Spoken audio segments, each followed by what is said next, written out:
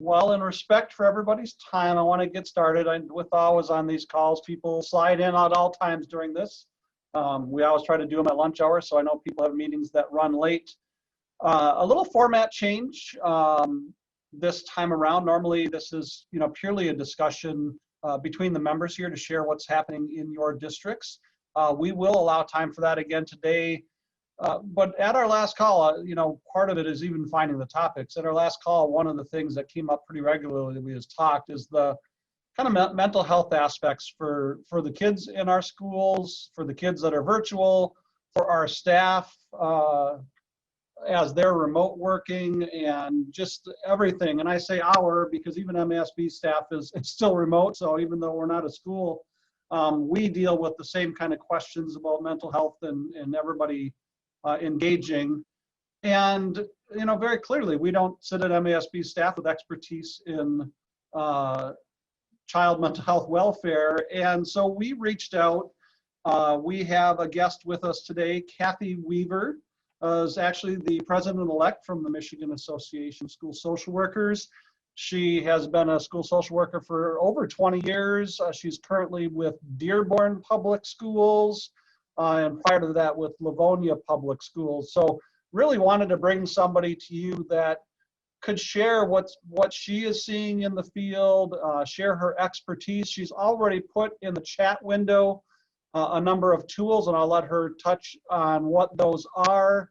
So we're going to spend probably, she has a hard stop at 12:30 because she's working at school today. And we want to honor that. And then once we'll try to have a conversation, her and I.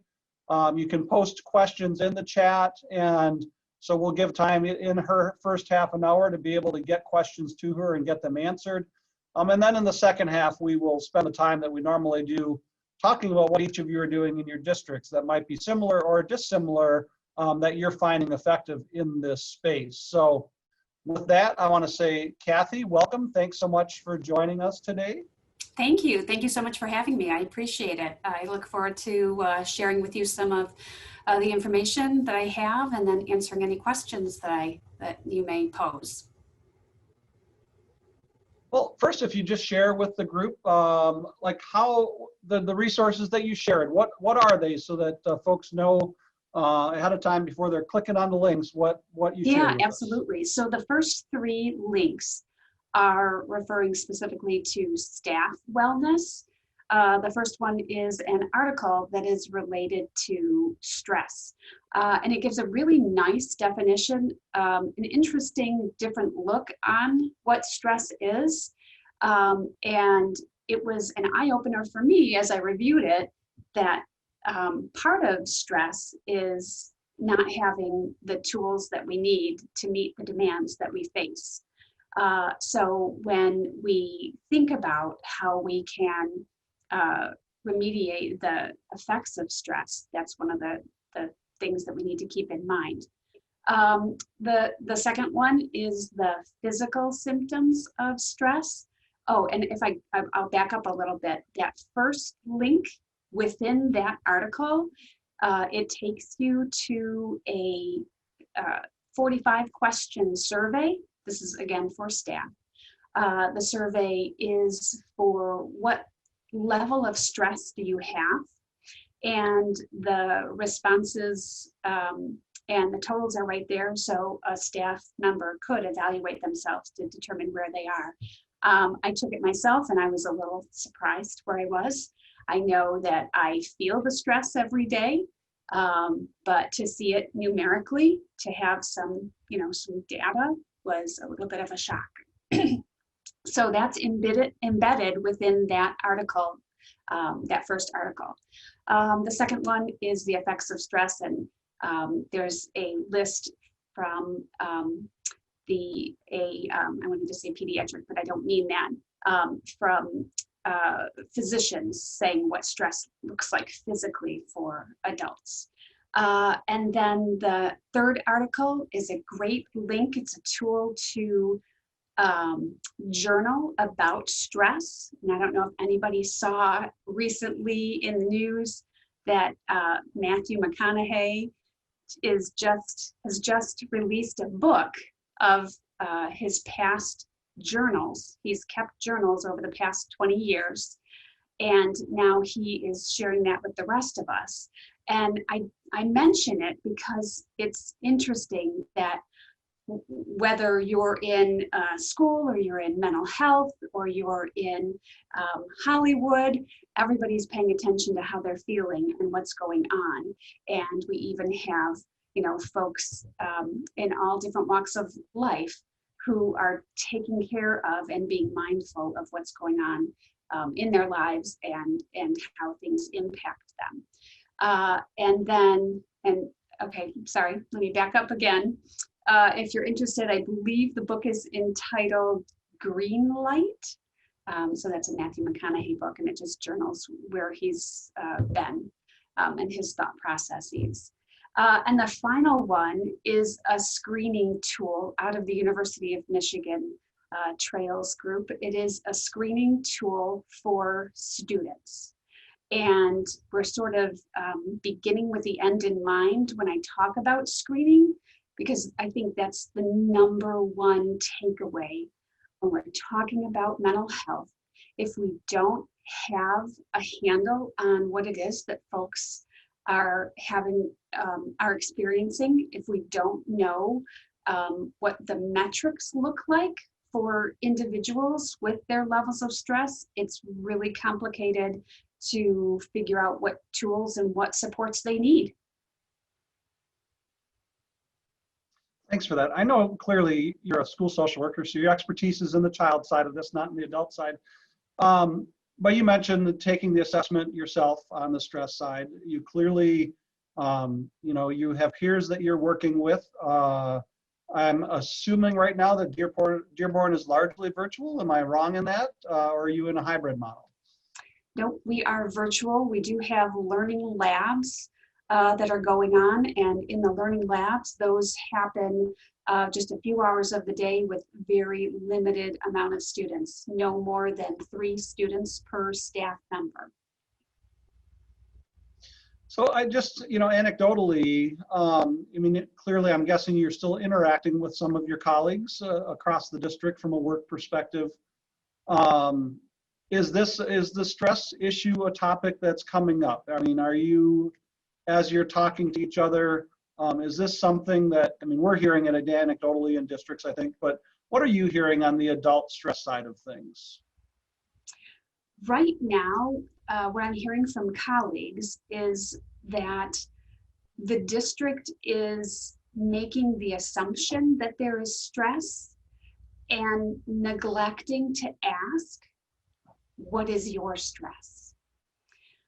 And the district is providing resources to manage stress, but not time to use those resources. So that's one of the things that gets really complicated for staff. I think there's just this overall assumption that we're all having stress, and I've heard this a couple of times from administrators either at the local level or at central office, that we're all in the same boat. However, everybody has different resources or lack of resources in their boats. And I think staff really want to communicate what that is or what that feels like from their perspective. Just kind of like kids do too. They want to talk about what's going on. Yeah, I think that's a good thing to point out. I mean, from a school board perspective, and granted, their board members aren't, but their superintendent's on here too. And I've talked to a lot of soups this year. They're experiencing a lot of stresses themselves. And I think it's important that districts are providing resources and recognizing that there's stress out there. But if you also don't find a way to allow people to have further conversation or find things that are tailored to what they're experiencing, or find the time to address it, if they're leaving school and then going home to 3 kids and helping them with their own school, the stresses may not, they in their day, just you can't get to a place of addressing the stress of that. And that's the next step beyond, I think it's, if I use the analogy in the past of, you provide computers to a classroom, but if you don't provide the staff the professional development on how to use the computers in the classroom, they just sit there. So now you provide the resources related to stress relief, but if you don't provide the other pieces to get them to that point, your best intentions aren't necessarily hitting where they need to. Yes, yeah. And in addition, typically when we begin a school year, there are some sort of community building activities that happen among staff, either building by building or department by department. I can recount a number of years where we were brought back and we were having a picnic and we were celebrating and we were just talking about our experiences and what were your travels like over the summer, and just having all of that camaraderie, and that's gone. We aren't having those opportunities to build the community that we used to build among staff because it's been replaced by all of the stress that we have. And while staff have really appreciated the idea about focusing in on perhaps meditation or mindfulness or breathing or journaling or doing all of these activities, they still want to infuse a little bit of fun. They still want some levity as well. And they want to return to that idea about being a cohesive staff and how can we balance the idea of making sure that we're taking care of their stress and also infusing some of that community that we're so accustomed to. I remember we're all so siloed right now, obviously more so than ever. We've got, in the past, we've had, different departments, the math department, the ELA department, and sometimes they didn't, work together. But now we have folks within the math department that aren't even seeing one another and might not necessarily be on the same schedule where they could do their collaborative time because their synchronous time conflicts with the other staff members' asynchronous time. And so we're missing that part of it. So just yesterday, I had staff remind me that fun, I keep saying fun, it is purposeful fun. That part is missing. That's a great, and please people, as you think of questions, please throw them up in the chat and we'll try to have Kathy answer questions in that space. It's interesting that you say that, and I've mentioned, I think, to this group before, from MASB's perspective, as we've been remote since March, that is one of the things that we have tried to do. And I think at some point you worry, like if I try to do something that's fun, that might be outside of work hours or at the end of work hours, it's hard to do something when kids are in classes, right? That it's an additional burden. And what we had to come to realize is the people that want that outlet will choose to participate and others do not, but at least you've created an outlet. And so, we've done that. We're going to do an hour-long, happy hour just to sit and talk to each other and pose a fun question that allows people to share with each other something from their summer or, different things. We had a committee of our staff, in essence, puts it together. And that's been a real positive aspect to get to a non-work conversation. And some weeks we have 6 people that participate and some weeks we have 20 that participate out of a staff of 30. And whatever the number is, it's okay, because that's when they have the time and maybe they need that lift. And so I think that is something we see in the private industry, but in the school piece, I think there might be a reluctance to ask teachers to do anything more, or any staff for that matter. And maybe even if you're asking and you have small participants, that's still an outlet for those individuals. Absolutely, absolutely. And that's so important to have that community building opportunity. And like you said, people can elect to participate or not, but I think providing those opportunities is really important.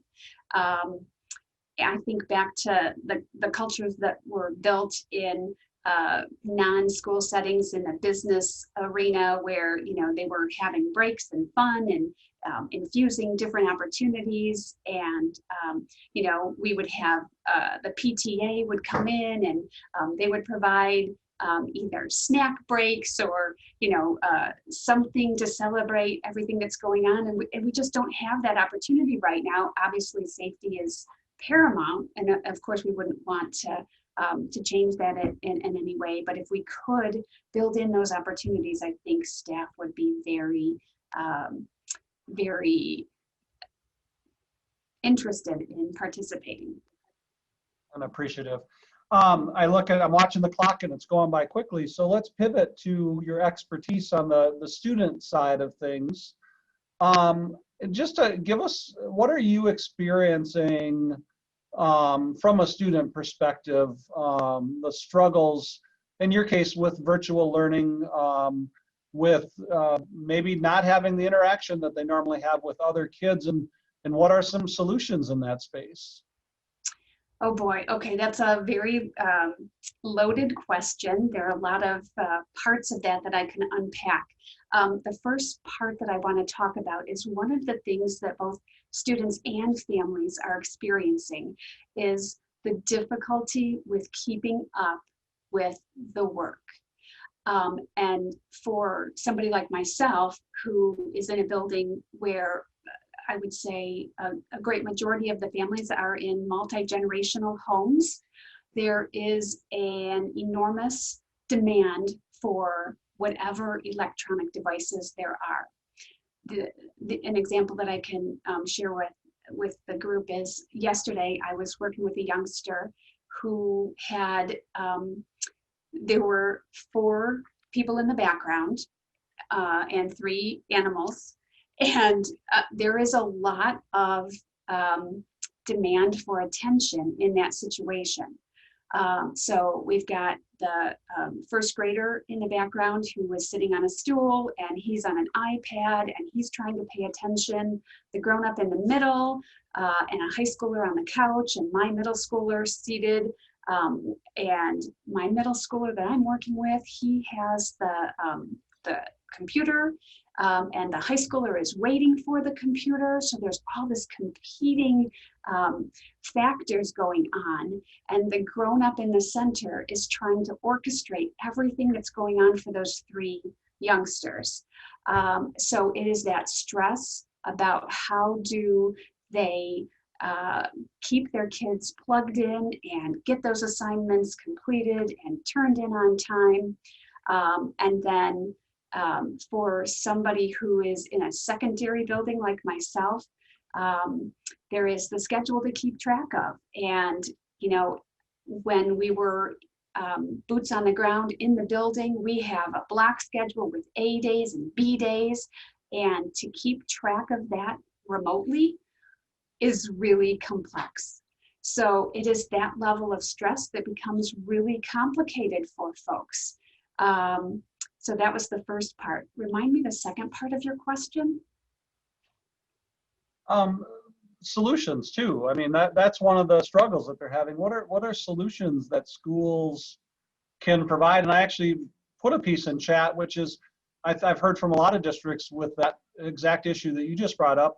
And then you have the other families that, as you try to address the families that are struggling with capacity and distractions, you have other families that complain, hey, my kids are handling this and this isn't challenging enough. And, you know, how are my kids not going to learn enough this year?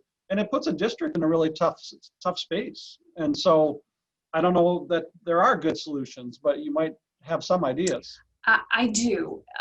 I have some thoughts about this from a mental health perspective. As schools and administration and school boards look at how to balance those 2 different ideas about how school is going for those students who are able to keep up and looking for more, and those students who are struggling and have competing demands of their time. I think the most important thing that we can do right now from a mental health perspective is to be consistent and to stay the course. And it may seem like it would be an opportunity, or I don't want to say opportunity, I want to say a time to adjust schedules or to redo things. But I think that when we throw the baby out with the bathwater, we get into trouble, because then we're having to shift everybody's mindset to a different direction. And while there may be some complaints about how they're managing what they have right now, if we stay the course and we allow them to continue to try to, you know, find the resources that they need to follow with the schedule that we have created, I think that lends a lot to helping folks be resilient and to build better capacity. My very large concern right now, and my fellow colleagues in MASSW share the concern that there are so many shifts and pivots that are going on right now, that makes it that much more stressful. Maybe you can shed some light or your thoughts on this. You know, we're seeing in some districts across the state, because they've had COVID identification within their buildings at a large enough number where they've had to, you know, shut down a whole, you know, high school or multiple elementary schools for 2 weeks and then come back into school and then hope that they don't shut down again. You know, the difference between I'm in school and whether it be hybrid or otherwise, and I'm managing along, or I'm virtual, but I'm in virtual the whole time. Like, what do you, is there concern in the bouncing back and forth if you have a district that's having to close a building and then reopen a building? Is that worse than if we just left, like, in the situation that we're in? I mean, we have districts trying to figure out, are we going to go from virtual back to instructional time this fall? What's your thoughts on that? You just mentioned consistency, and that's what made me think about it. Yeah, absolutely. And remember that I am coming from a mental health perspective. I don't have to answer budgetary questions, and I don't have to make decisions like the governor and the president have to make decisions about economy. But from a mental health perspective, consistency, and we talk about this with students, and I think this is the same for adults, that when we have consistency and when we know where the boundaries are, when we know what to expect, we are able to cope with the stress that we have. But when we keep moving the mark, when we keep moving that target, then as we're pivoting, we're recognizing that we have more deficits that we didn't even know that we had. So staying the course, I think, is so very important. I don't think I can stress that enough. Well, I appreciate that. I think, you know, as, you know, districts are trying to make these decisions, and as you said, you are probably fortunate to be able to approach it in that mental health lens and not have to have all of the other lenses that a board member or a superintendent faces in making these decisions. You know, where parents are signing petitions to do one thing or the other thing, and that push-pull. I think the stress level for board members and staff and administrative staff making the decisions this year are quite high. And there's not a solution for them in the near term until we're able to manage through this. And I'm looking at the time, Kathy, it is 12:27. I know you're going to wait for a doorbell to ring, but you have a student coming in.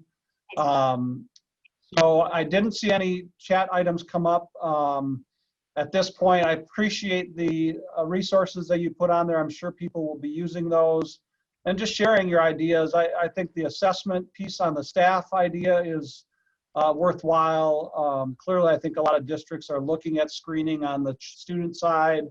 So I just appreciate you joining us today and sharing what you did, and it'll help to spark some questions, I think, amongst that. And I see you just put your contact information there if people have follow-up questions for you.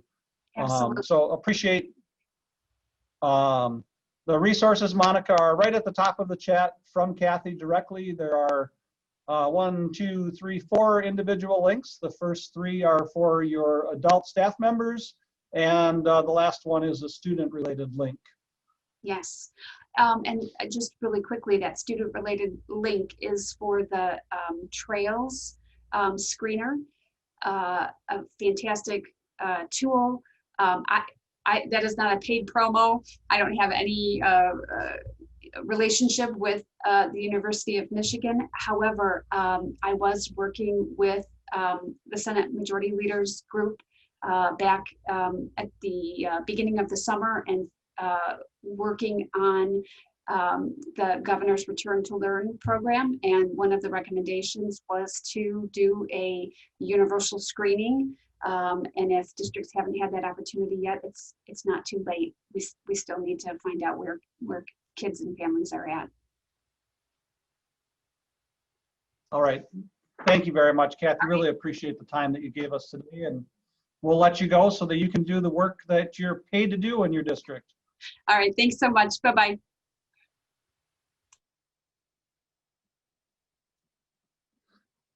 Okay, we'll go into kind of an open discussion here with all of you. You know, this is one of the things that we're now seeing is, you know, decisions that districts are making as far as those that are that have been in person and had to suspend. I don't know at times how much we spend thinking about the mental health of the staff and the students as we move back and forth. And you know, I will even say, and this is a little off topic, it's more about my mental health, but you know, I've come to a realization that, you know, as much as I appreciate all of you that join us on these calls and the interaction that we have, I had the opportunity, one of the county associations did an outdoor event maybe a month ago or so, and I attended, and actually, you know, it was outside, so there was distance. And I have to say, being able to see and interact with the members directly is something that I think not only myself, but many on our staff are missing. Zoom calls, as you all know, just don't replace real human interaction and talking with each other about these issues. And I do appreciate that you do come on virtually. And then last week on Friday, I was able to, and you'll see this at our annual conference, hopefully you'll all be registered for it this year. But I was able, for some awards that we are presenting, go out into 4 districts last week and actually talk to some board members and superintendents. And, you know, surprisingly to say, what a great feeling it was to interact with 4 or 5 people in a school district. But it is just one of those things that this is weighing on all of us. So I'd like to kind of open it up and see, you know, I think what Kathy talked about in districts providing resources to their staff on stress, it was nice to hear that that we're hearing it. I'd be interested to hear from a board or superintendent perspective, things that you might be doing in the staff space from a stress perspective for your staff. Clearly, my teacher friends that I interact with and the superintendents I interact with are feeling it greatly. Any things that you're seeing is effective where they've, you know, expressed appreciation for something you've done in your districts in this area? Other districts, I'm sure, are looking for ideas. You can throw up your hand or just unmute yourself and start talking.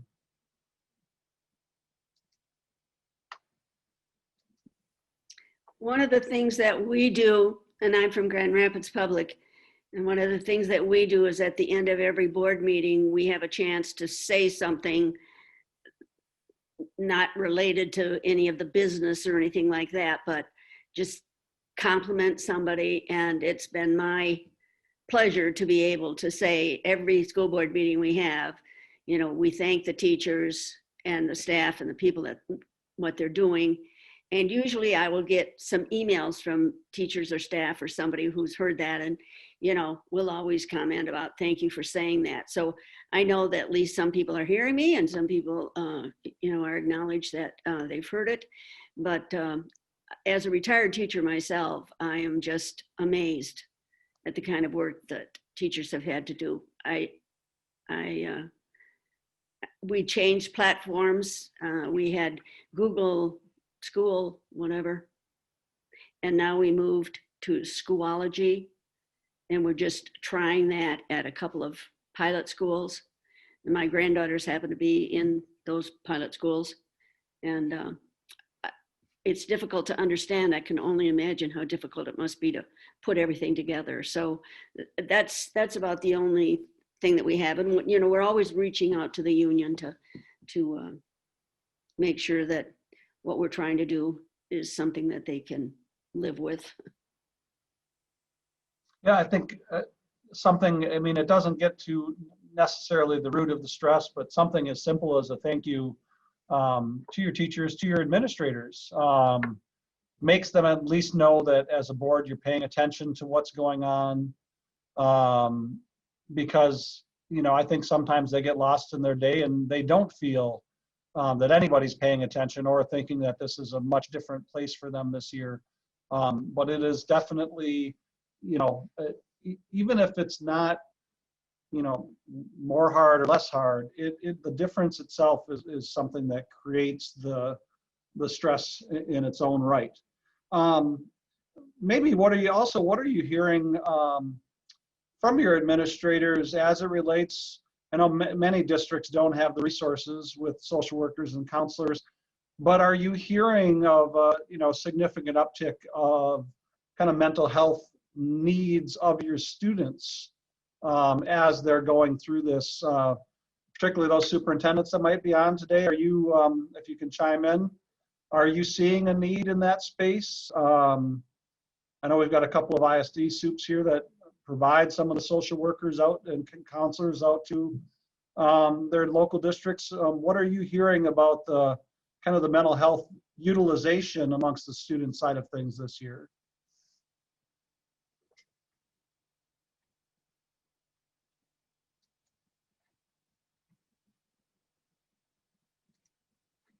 Hi, Don. This is Steve from up in Menominee County. Yes, sir. We've kind of made it a point, especially during our superintendent roundtable and then also our principal roundtable. And we've got a lot of small districts, so a lot of times it's the superintendent and principal roundtable are the same people. But we've kind of made it like a very large point to make sure they come with issues that they're hearing from their teachers. You know, we had one this morning, which is kind of a good example, and it bleeds the line with mental health, but it also has to do with just those virtual kids that are simply not showing up for their classes, right? Like they've almost gone missing to some degree. So, you know, we've kind of leaned heavily on increasing our truancy officer and not even necessarily having them be in like the typical sense of truancy, but another resource to be able to reach out and see what it might take to get those kids to contact into those virtual lessons. And then also the mental health workers we have hired for all 4 of our local districts through the 31N, ensuring that, you know, because we're both face-to-face and online, a little bit mixture of both across Menominee County. So making sure that they're also spending their time with those virtual students as well as the ones that they're seeing face-to-face on a daily basis, if that makes sense. Yeah, thanks for that comment, Steve. I did notice in the chat function, it looks like a district here has already been using the Trails toolkit, but there is some grief that is causing related parent permission or not seeking parent permission. So just look at that comment and make sure as you talk about that in the districts that you address that issue if you think that you need to. Mary, I don't know if you want to throw out a comment. I saw you threw your video on. Oh, yeah, we just actually, that letter got out without a district level review yesterday. So we're quickly sending a follow-up today, but it's just getting some play out there among the folks that go to social media first instead of calling us. But yeah, and it's right, the language is right out of their toolkit suggesting that you don't get parent permission. And like I said, it's causing us grief. So we're not necessarily getting individual parent permission, but making sure the survey is available for review in the office and parents can opt out if they want to and know in advance. So just a caution because of the language in the toolkit. So unfortunately. Appreciate that information. That's useful to maybe prevent others that are going down that path to feel the same space. Yeah.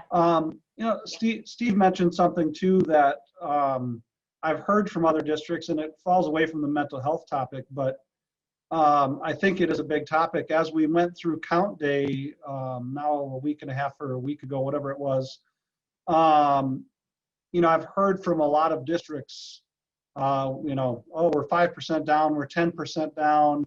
And they're really talking about this lost group of kids or families that are, much higher than they normally would see in any given year. And at least the perception is these may just be families that are still living in your communities, but that for different reasons are just not engaging in the back to school space. Particularly if you're not there in a physical perspective. I don't know for those that are on the call that are back physically, what kind of drops you saw. Maybe your numbers weren't the same, but I know in those that are virtual, they've definitely seen decent numbers in a drop. And I'd be interested in, now that you've seen the numbers, if you have any districts that are out there saying, what are we going to do to try to get to these families? I can think of one district in the spring where they were seeing numbers like that, and they actually took a day off of school and had teachers do physical outreach to homes to try to figure out what's going on with families. Any thoughts in that space about these lost kids? I'm hearing it as a big fear from districts that are not engaging this fall in hybrid virtual learning, and maybe not person to person. I'd be interested in those SUPs and board members, if you know your numbers at all, to chime in on this.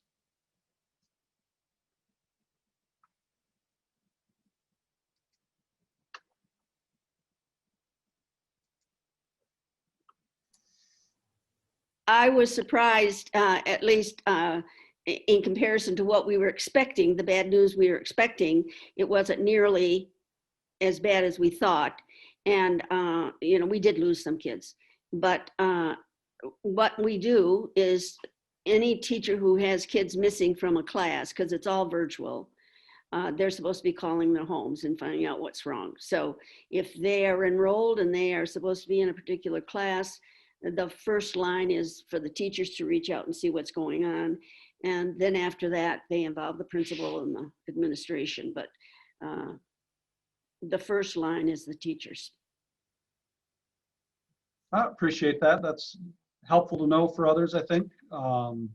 Others following a similar path or something different, or are you not seeing a reduction in numbers? Even that information, I think, would be, from my perspective, MASB, and I know Jen from a lobbyist perspective, when you start hearing things, it's always good for us to be able to respond to those asking, to say, well, here's at least what we're hearing, even if it's not, true survey information.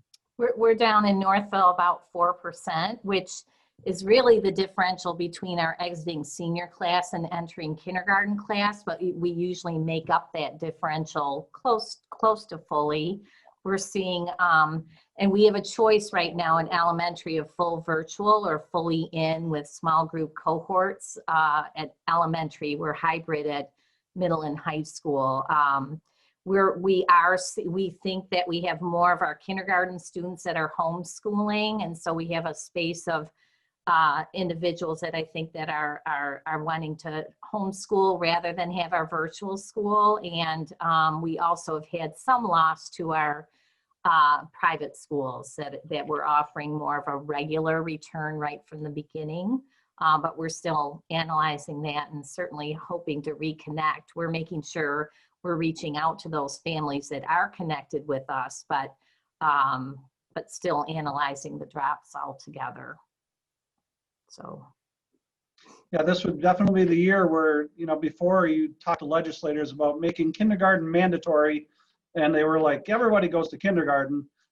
This is a year clearly where I've heard from other districts too, that kindergarten numbers are lower than birth rates would have typically shown. So I think for parents that are able to, and as a parent, I can understand it, like the virtual option for kindergarten seems, if you can manage it with the parent perspective, they think that they can, maybe provide something that is, just as good or better.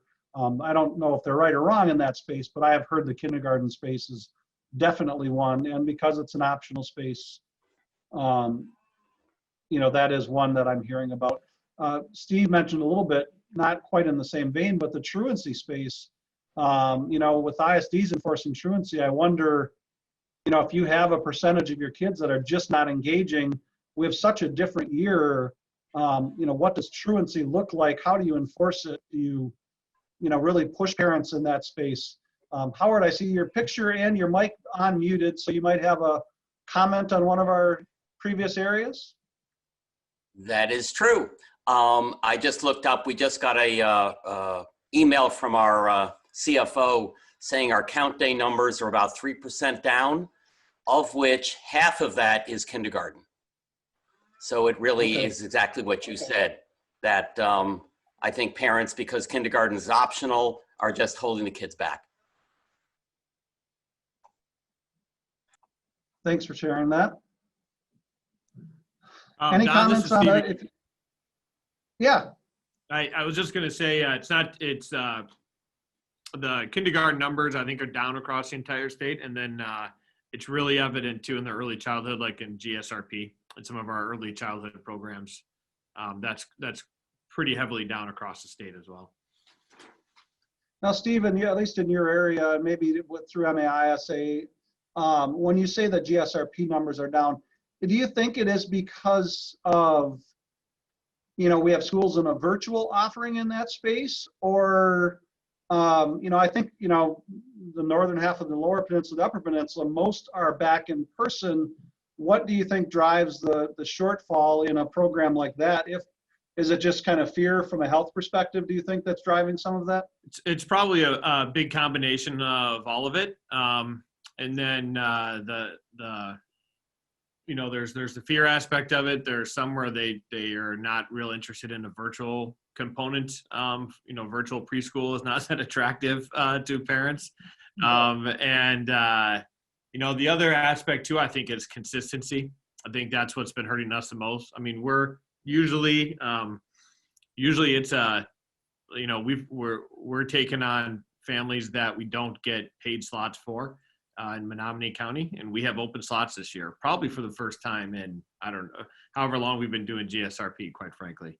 With some of the new regulations with the new budget, we're going to be able to fill those slots. But if this was a typical year, we wouldn't be still calling people and getting them to jump in. We're probably like 25 to 30% down from what we typically are. The biggest contributing factor, I think, for our area is maybe a little bit of the fear. We're face-to-face, so it's not a virtual issue.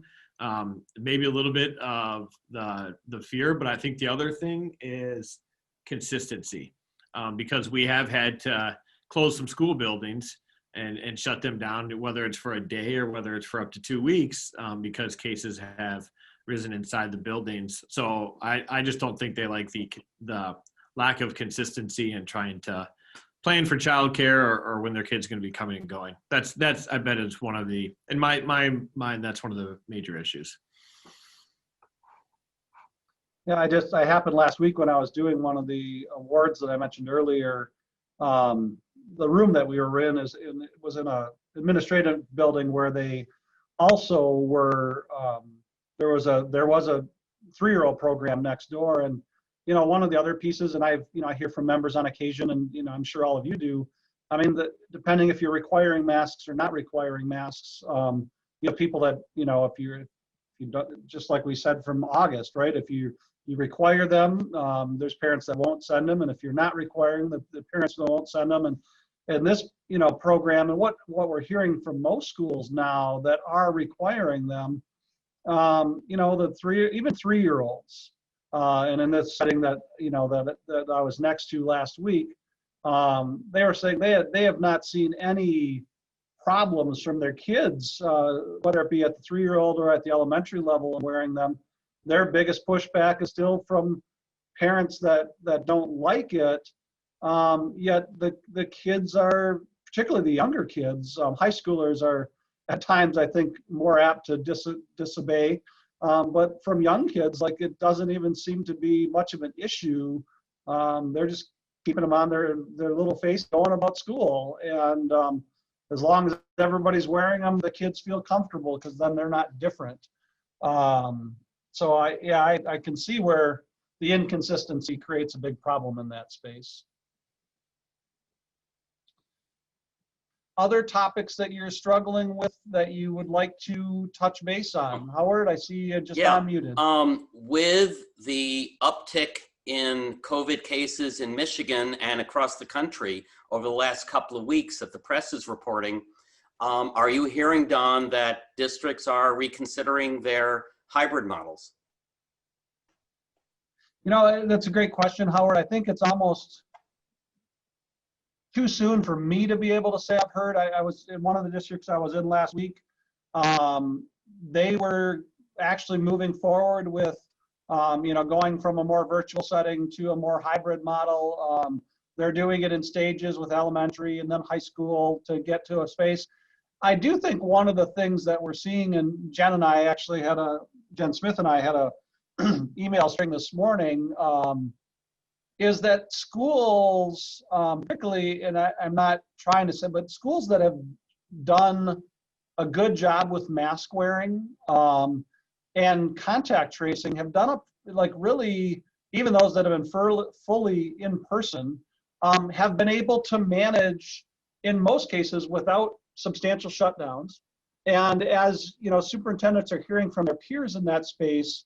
You know, what I got from the 4 soups I interacted with last week, and that's only 4 out of 500 plus, but, you know, they were feeling pretty confident with their transitions because they were talking to their, you know, peers that were in person, not seeing big numbers, even as numbers have increased. So, but some as numbers increase may completely, you know, decide that I'm just going to stop and not go in that direction.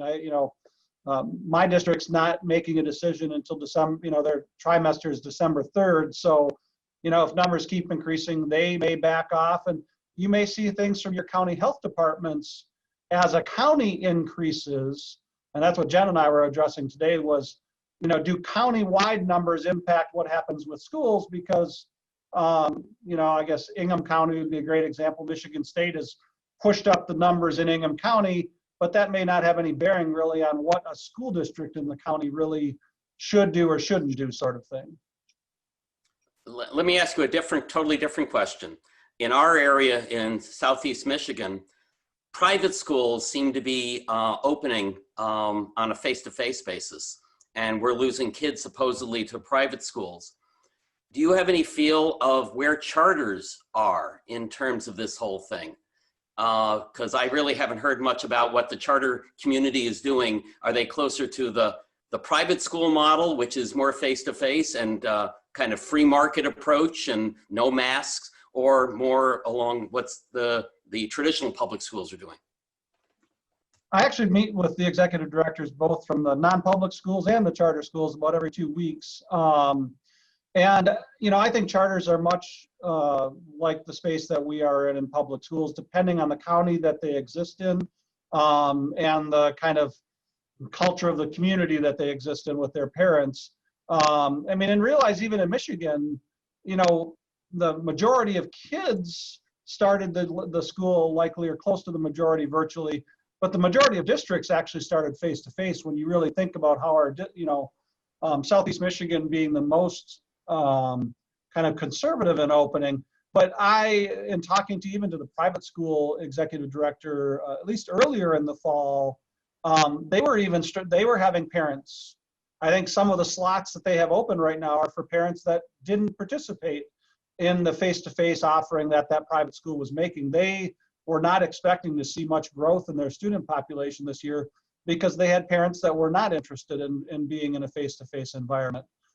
So at the end of the year, I don't know that they will even see a big uptick because of the same thing that we're all dealing with at the traditional school level. But from what I'm hearing from the charters, they're very, very similar to us. Some are back fully, some are virtual. They have parents that don't want to attend if they're in a face-to-face. Same struggles that we're seeing in our traditional school. Thank you very much. And they're more populous areas, so it kind of makes sense that they're dealing with the same issues we are.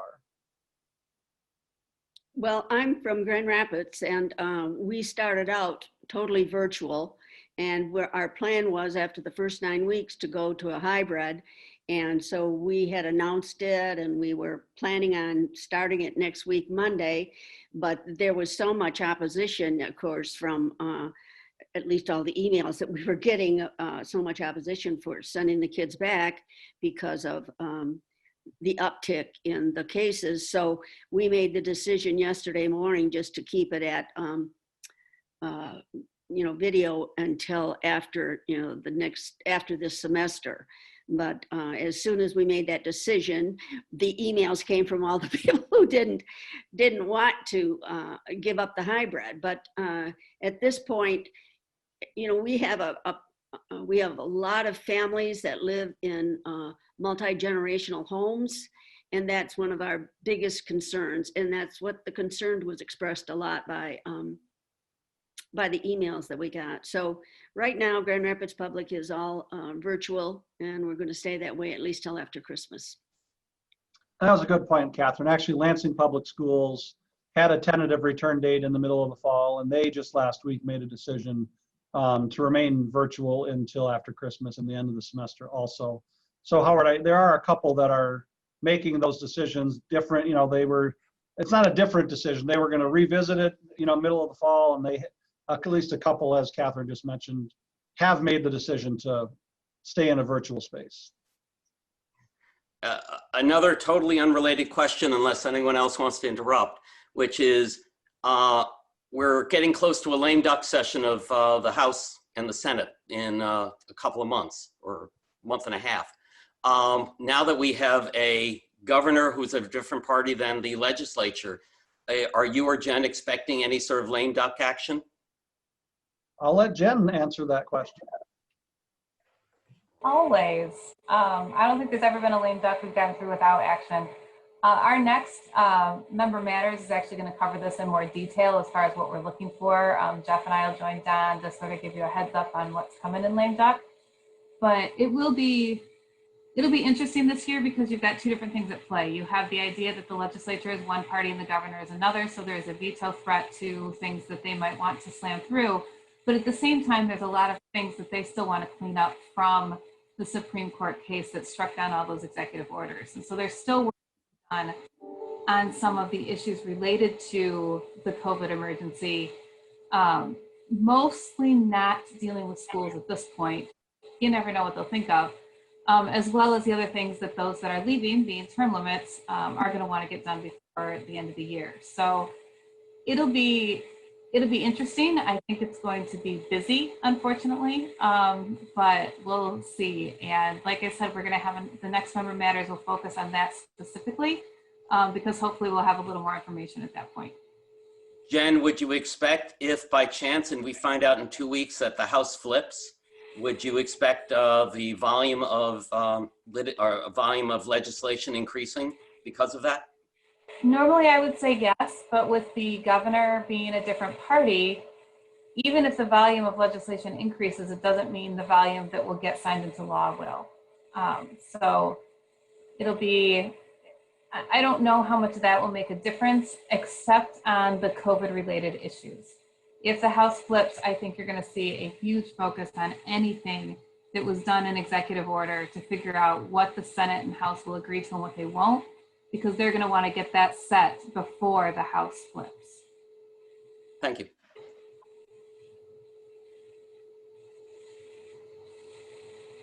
Other last minute thoughts, questions for Jen or I?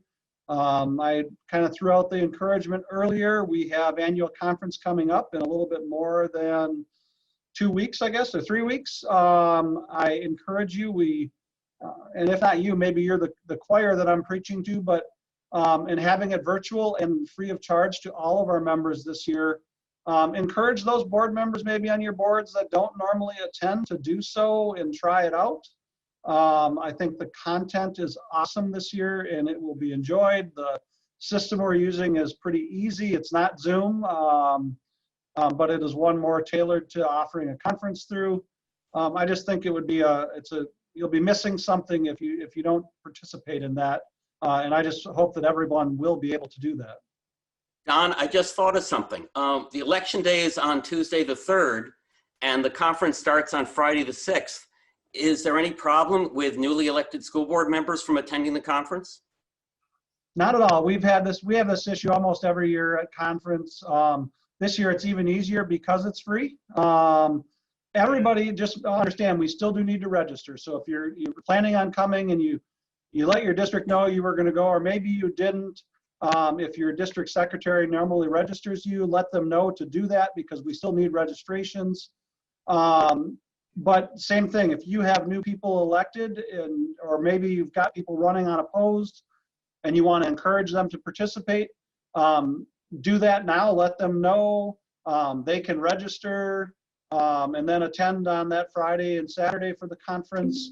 In fact, we will welcome them to do so, and no different, because we're separating CBAs from the conference this year, our CBA weekend, where there'll be roughly 40 CBAs offered in December, that will be also open to new board members to participate, or newly elected board members to participate. Thank you.